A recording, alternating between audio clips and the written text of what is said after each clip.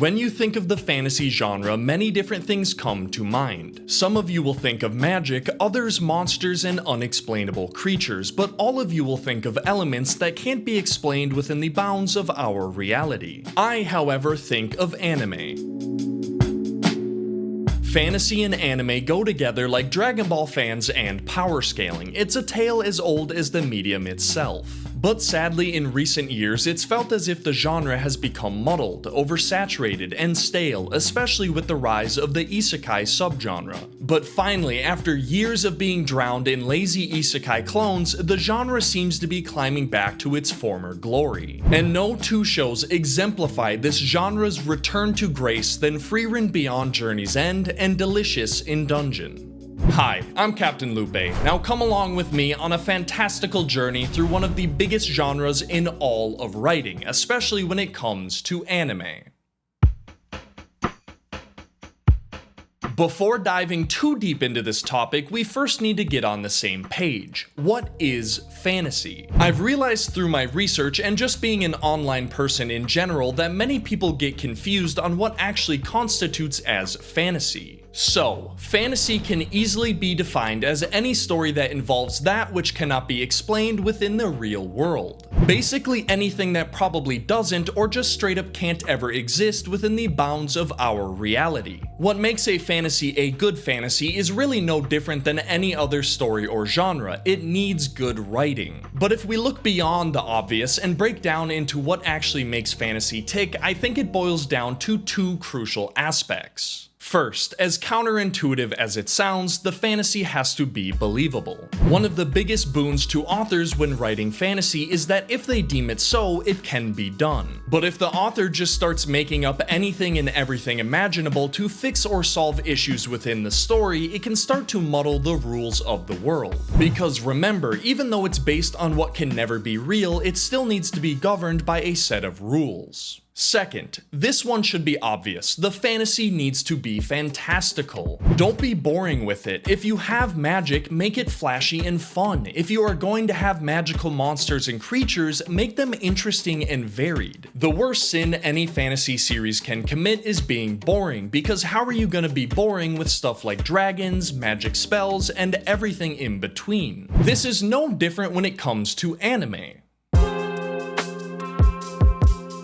Anime is a medium that is filled with a plethora of different genres. It's basically like the 33rd rule of the internet. If a genre exists, there is an anime for it. But by far the most prevalent and numerous genre within anime is the fantasy genre. Oh my gosh, look at that. It's a graph I made. Please don't judge me if it's ugly. Also, ignore the fact that I'm not looking at the camera. Memorizing scripts is hard enough. I'm not gonna memorize a graph. If we take a look at this first graph, you can see by the title it is the total number of new fantasy anime overlaid on the total number of new anime per season. Some key details: on the bottom is every season, with summer 2024, the current season on the right, going all the way back to winter 2006 on the left, and the total anime count is the y-axis starting at 0 and going up to 60. Also, all of the data is taken from Mal, so if you have any issues, take it up with them and not me, and I specifically did new anime because if I would have done all anime of every season,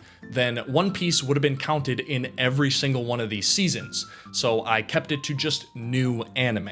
And taking a look at the actual data, the area in red is the total number of new fantasy anime in every season, whereas the area in blue is the total number of just new anime in every season, which includes the fantasy anime as well. And as the data shows, fantasy has always taken up a rather large chunk of just total anime. That was true back in 2006, 7, 8, 9, 10, but it is especially true nowadays with 29, 20, 24, 26, 31 fantasy anime. 31 of 47 total anime were fantasy anime. That is just domination by the fantasy genre in the anime sphere. Whoa, second graph. Anyways, by the title we can see this is the percentage of new fantasy anime per total new anime per season.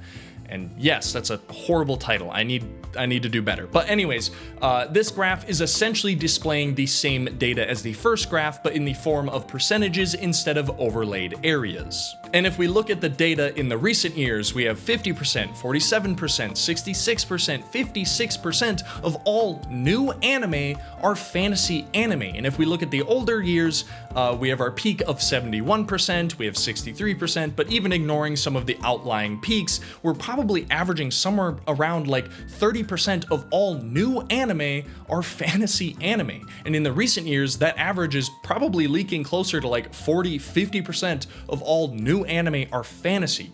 That is insane. All new anime, you have this season, 50% are fantasy. That is insane. And they said a third graph couldn't be done. But anyways, this last graph is just to kind of paint the whole picture, because I don't want to make it seem like fantasy is just exploding out of nowhere and it's just fantasy that is exploding. The real reason we are getting so many fantasy anime is because we are just simply getting more anime in general. I mean, if you look at this graph, this is the total number of new anime per season. Back in the day, we were getting 5, 23, 6, 22, 6, 21.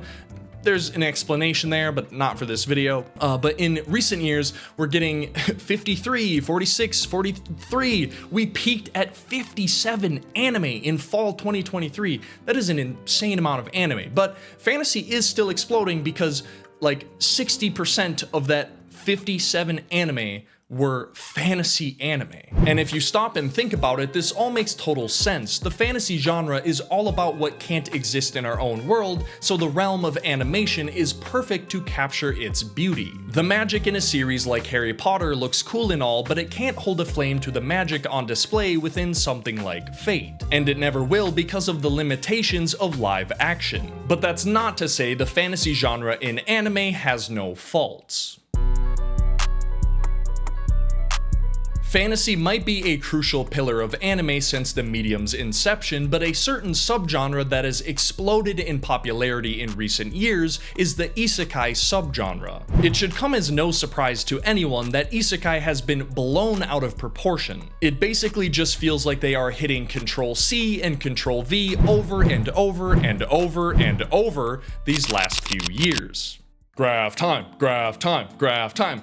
Anyways, this next graph is the total number of new isekai anime overlaid on top of the total number of new fantasy anime per season. Essentially, this graph is the same as the first graph I showed you, but this time the area in red is just the total number of new isekai anime, and the area in blue is the total number of new fantasy anime, which also includes the isekai anime. And as you can see, back in the day, we were getting 0, 0, 0, the occasional isekai, but we were getting 0, 0, 1, 0, 1, and then in recent years, it has exploded. We're getting 8, 8, 7, 7, 10.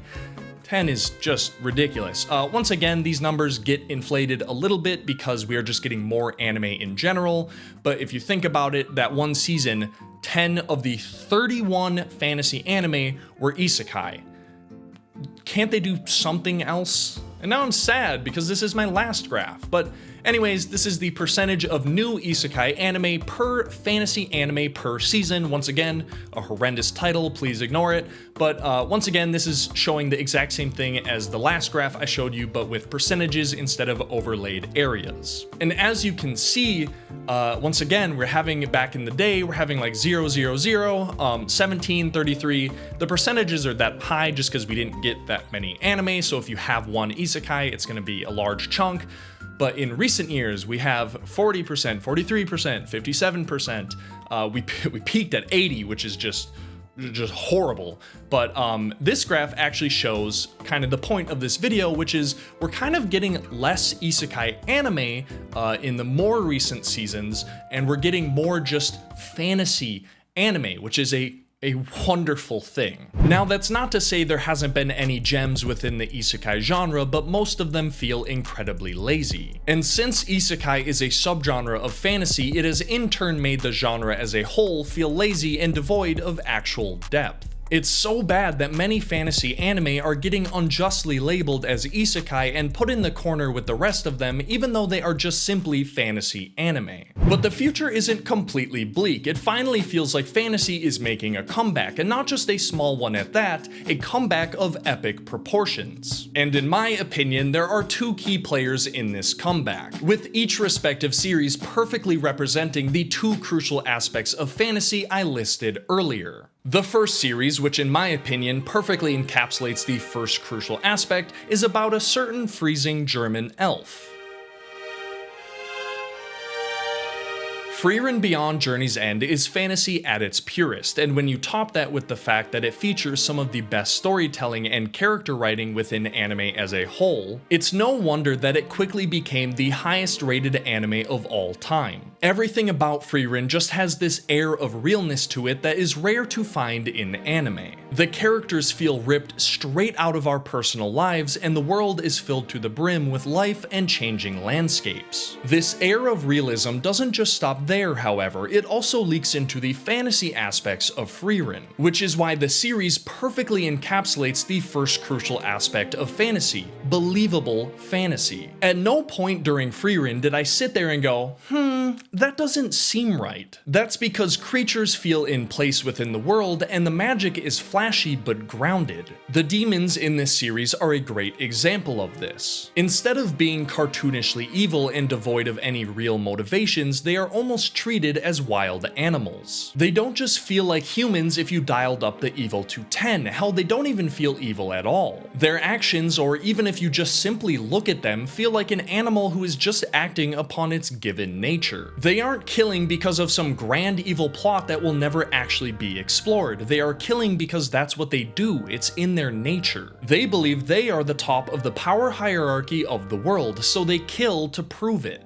One other piece that perfectly fits the first crucial aspect is the magic system within Frieren. Magic isn't just flashy wizardry used in any which way, it's more of a science. It's always confused me how in most other fantasy series, all of the most powerful magic is from ancient times long before the current setting. Which, if you truly think about it, doesn't make sense. Why wouldn't magic become more powerful over time, or at the very least more refined? Frieren's scientific approach to magic breaks that genre norm and flips it on its head. Even within a single century, having spells that once wreaked havoc on the battlefield become obsoleted to the point of being deemed basic offensive magic. This scientific approach to magic is put to full use by the human race. Humans, who are the least naturally gifted in terms of magic abilities and mana pools, are constantly fighting a losing race. But unlike elves and demons who live for ages on end and tend to stagnate, humans have ingenuity and resourcefulness. They do more with their short lives than elves or demons could ever hope to. To combat the lower mana pools than the other races, they simply changed their approach to magic, utilizing the nature that surrounds them to boost elemental magic instead of just creating mass and power out of thin air.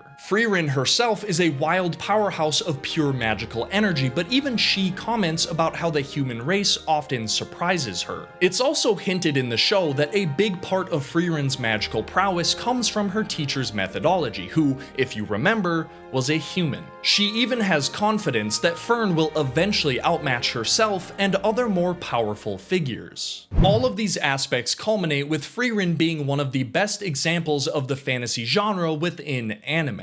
But there is another anime that better represents the second crucial aspect of fantasy, fun fantasy, and its reasoning isn't even inherently fantasy related.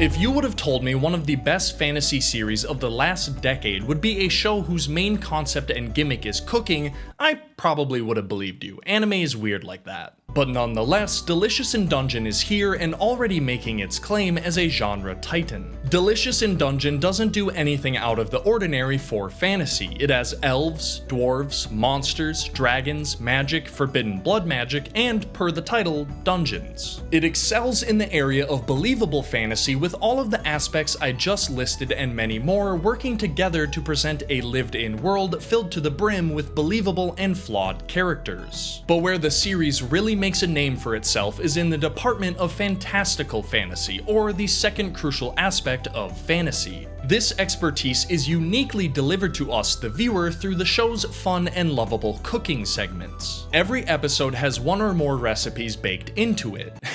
See what I did there? This may seem like dumb fun at first, but it's actually genius fantasy storytelling hidden in disguise. The cooking segments are always accompanied with unique monsters and creatures that help to flesh out the world of the series. The gang will get hungry and require cooking ingredients, so they go searching for monsters, or more commonly, the monsters come to them. This allows for a natural and in-story excuse to introduce a vast cast of fantastical creatures to fall in love with. Every episode feels like a fun new adventure to go on, filled to the brim with varied and interesting fantasy creatures and critters around every corner. The lore and inner workings of the world is also beautifully told through the lens of these monsters, giving the exposition and world building a very natural presentation that doesn't feel jarring or take the viewer out of the world. The container that holds all of these creatures is also no slump when it comes to the fantastical department. The story of Delicious in Dungeon is pretty much entirely locked within the bounds of the dungeon. This type of setting restriction can often lead to a series becoming stagnant or stale, but Delicious in Dungeon dodges this boring fate by keeping the dungeon interesting around every corner. Every time the series explores a new section, that section feels like it's absolutely brimming with fantastical adventures and encounters around every corner. It also would have been very easy to have every section look like a printer that got stuck printing out infinite copies. But instead, each floor and section to the dungeon feels distinct and beautiful within its own right.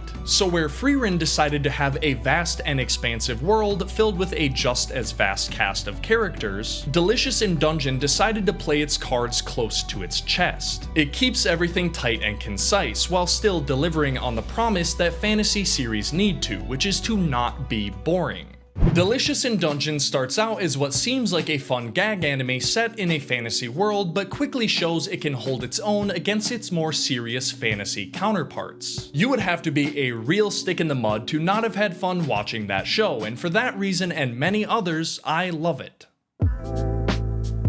There are obviously many reasons outside of just fantasy reasons for both of these shows being unbelievably good. But as a huge fan and nerd when it comes to fantasy, I just have so much appreciation for how both of these shows handled their fantasy aspects. I truly believe they point towards a return to glory for the fantasy genre as a whole, and will hopefully have anime studios realizing they don't have to adapt the 390-second Isekai with a Kirito clone as its main character. So like most anime fans, I'm gonna be patiently awaiting for season 2 of both of these series, and hopefully consuming many more great fantasy series while we wait. But until then, if you enjoyed this video, please leave a like, and let me know in the comments your thoughts on the topic and the video. And while you're down there, please consider subscribing. I'm trying to inch closer and closer to 1,000 subs here on YouTube. Thank you.